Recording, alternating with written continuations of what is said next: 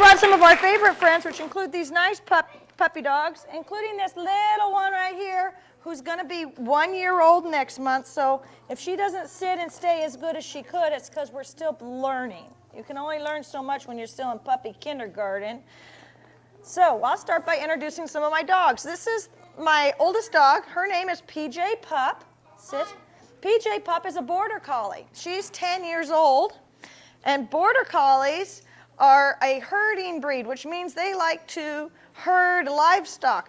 She, in particular, likes to chase sheep, and border collies are known for going around the outside of the animals, whichever kind of animals they are herding, be it ducks or goats or cattle, and they go around the outside and then they stare the animal down, and then the sheep go, oh no, and they take off the other way. There are other herding breeds that will control the animals either by barking, or cattle dogs nip at their heels, but border collies don't bark or nip at the heels. They just give them the eye.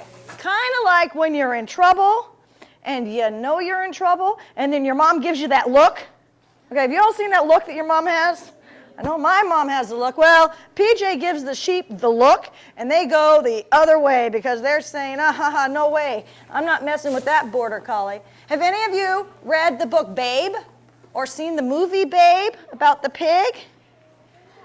You did? And in that book and in the movie, they have border collies that herd sheep, and Babe learns how to herd sheep like a border collie. Yeah, now these other dog here, this is Abby.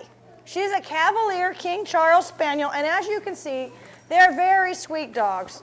Basically, their job is to lay there and look cute. That's what she does. She lays there, she looks cute. She doesn't get in much trouble. She's just a little behaved little thing. And so, as you can see, she's very sweet. Now, these two little ones that are moving around a lot are terriers. They're rat terriers. And what do you think, what kind of animals perhaps do you think that these dogs chase? Rats, with an R, rats. Squeak, squeak. They don't go in the ground to get them, although most terriers, there are a lot of terriers that do, because terra means to ground, but they tree, they're treers. They chase the things up trees. Now, if there is something on the ground and you have a terrier going at it, I don't think I'd want to be that little critter on the ground, because most likely they will catch it. They will grab it by the neck, shake the heck out of it, and throw it away. They don't do anything with it once they catch it. They just want to shake it. Now, my dogs are very food motivated, so in order for me to get her to sit still, I'm going to have to show her a cookie and ask her to sit, wait, tell her to wait, and she likely will do that for a little while, but she's got a short attention span because she's a puppy. Now, a lot of our dogs are champions. Gigi's a different type of champion. He's a conformation champion, which means each group, for each specific dog, there's a book. And the book tells you exactly what this dog is supposed to look like. Well, we're going to let her go over to her water because she's thirsty. So the book will say, can you give me 3 things that are in Ernie's conformation that would make him a champion? 3 things that are in the description that say a miniature poodle should look like this.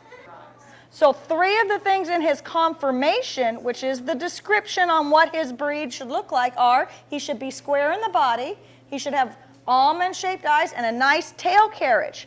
So does he look as tall in the legs as he is long? He does to me. That's probably one of the reasons he is a champion. Okay. So in a poodle, the tail's supposed to be nice and up like that. My dog Gigi doesn't do conformation. She is an agility dog. She goes through doggy obstacle courses. She runs and jumps and does teeter-totters and seesaws.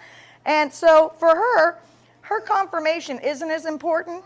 Specifically in her conformation, if you were to read the instructions, she should look a lot more like this dog, which her head is a little not as round, and she's not also square in the body like that dog, but Gigi is a little bit off. But to be an athlete, that doesn't matter. So there's different types of champions. Many different dogs can be champions in different ways. However, it is not easy to be a champion no matter which route you go.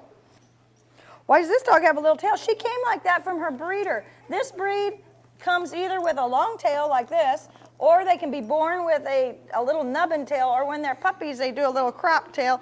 And this happens to be how she got sent to me for my birthday, with a little nubbin tail.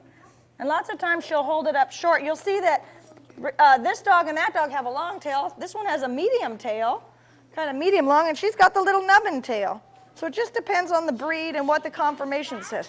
Sometimes if they're wagging their tail really slow and they're looking at you and the hair's up on the back of their neck, that is not the best time to be petting that dog because they're having concerns, great concerns. They're saying, I don't know about you. I don't know. But if they're doing like this, oh, hi, it's kind of like they're waving. You know, hi, how are you? Wiggly, wiggly, wiggly. But if they're going, hers is fast. That's an okay one. She just wants a cookie. This one just wants a cookie. See, as soon as I say cookie, she's going to stand right up here. Come on. Up. Because in agility, they don't have to look perfect for the judge. They just have to do the course the fastest way without any mistakes. So it doesn't matter if they're clean or dirty, but no one wants to take a dirty dog to the dog show, so they're always clean one way or the other. And just yesterday, Ricky Roo went to the dog beach. Well, we took all of them to the dog beach, and she went running out in the water and jumped right in and started swimming. So she likes to go swimming, but this one not so much. None of mine go to the dog park because I don't take my personal dogs to the dog park because there's a lot of people who go to the dog park more to talk to each people, to see other people, rather than to watch their dogs. So they'll be busy. Hi, how are you doing? Blah, blah, blah. And while they're talking here, they're over there and some giant dog is jumping on top of my dog. And so I personally don't take any of mine to the dog park just because they are show dogs and they got to stay in one piece and I don't want anybody getting hurt. However, if you're vigilant and you're able to sit there and watch your dog and you're able to watch other people's dogs, since most people don't really watch their dogs that close, you don't really have to worry about yours so much, you have to worry about theirs coming over. That could be an option. I just don't choose to do that option. Now, Ricky Roo's parents are both in Texas, and her dad is a top conformation dog in Texas. Abby's parents are both in Manhattan Beach, and Gigi I got from the animal shelter. She came from the animal shelter, and I got her on sale for $35 during the adopt-a-thon. Yeah, 35 bucks. And she's an American Kennel Club champion. So just because you don't have a perfect pedigree doesn't mean that you can't be a show dog. I did, however, have to do a lot of research, and I found out who her breeder originally was. I turned it into the American Kennel Club, and they gave me a special paper that said, yes, you can show in dog shows. So I couldn't just show up and say, oh, it's a rat terrier. Her mom was wandered in a storm in the middle of the night at my veterinarian's office and showed up at her house and had puppies in the morning. And so her mother lives at the veterinarian's office, and I took one of the puppies, and we don't know who the dad was. Now, the American Kennel Club is for the love of the purebred dogs, so they go for purebred dogs. However, in some of the activities that I do, which are obedience, agility, there are other organizations that let you do fun activities with your dogs, and that includes agility and obedience, and there's a lot of those. Well, some of those organizations, it doesn't matter. You register your dog, you show up, and you have a good time. Well, mine will do anything for Cookie, almost anything. If mine, I train all my dogs with positive reinforcement. That means if you do something right, I do something nice for you.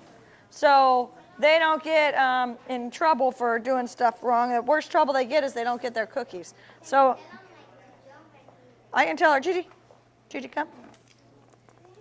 Gigi, come. Gigi, come. Here, here. Ready, ready, ready, turn. Yay, up, up, you gotta turn, get out of your sister's way. Ready, ready, ready, come, finish. Gigi, Gigi, finish. Yay. She likes to go, if her sister doesn't get in her way, come on, Gigi. Come here, Gigi. Her little sister's just always in the way. Come on, weave. Come on, weave. Over, over, over, all the way, yeah. She's used to jumping a straight stick, so Gigi will ride a skateboard. Come, up. She loves to ride her skateboard. She'll turn. She'll sit up. Yay! Sometimes you can get her to talk. Well, I don't know if she will or not. Ready, ready, ready? What? Say what? Yes. Ready, ready, ready? Say what? What? Yes. Oh, get it. Ready, ready? Put it down. Down. Good girl, please. Did you sit? 5. Ready, ready, ready? Give me 10. Yeah, good job.